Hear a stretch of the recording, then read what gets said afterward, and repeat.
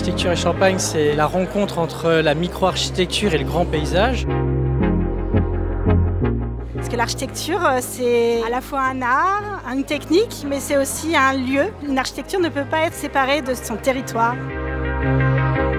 Il y a certaines loges qui sont faites avec soit des matériaux biosourcés, soit des matériaux de récupération. Cela donne à voir qu'on peut faire de l'économie en se situant dans une économie circulaire.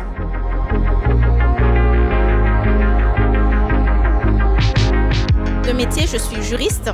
J'étais juriste à l'époque aussi en droit du vin et spiritueux. Je ne sais pas du tout utiliser une perceuse, mais là, c'était très bien parce que avec juste une semaine, j'ai réussi à construire une loge.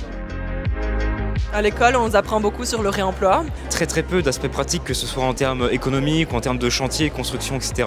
Et là, construire un projet vraiment à l'échelle réelle et puis en si peu de temps.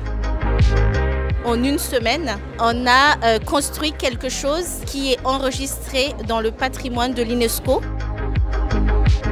C'était la première fois que j'ai soudé, c'est la première fois que j'ai vraiment utilisé la scie, c'est la première fois que j'ai touché à plein d'outils différents et c'était incroyable de voir tout ce qu'on pouvait faire avec toutes les différentes idées qu'on pouvait avoir à partir de quelques bouts de bois. Et du coup, on leur offre quand même l'opportunité au hangar Jackson de pouvoir faire ces micro-architectures vraiment de qualité.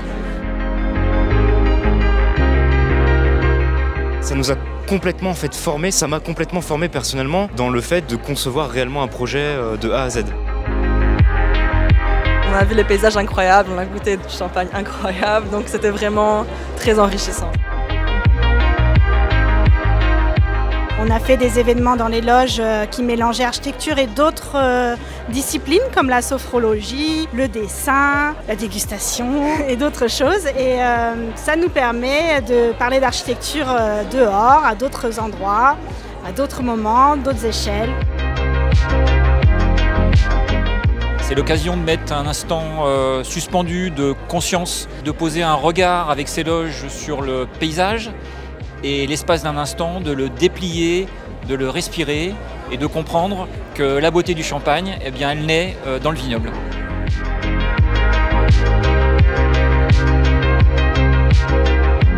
C'est une expérience unique. Mine de rien, en architecture, on a très peu l'occasion de découvrir. Et ça, j'invite vraiment les personnes à pouvoir au moins participer. En plus, c'est pas longtemps et franchement, on apprend énormément de choses en peu de temps. C'est hyper gratifiant.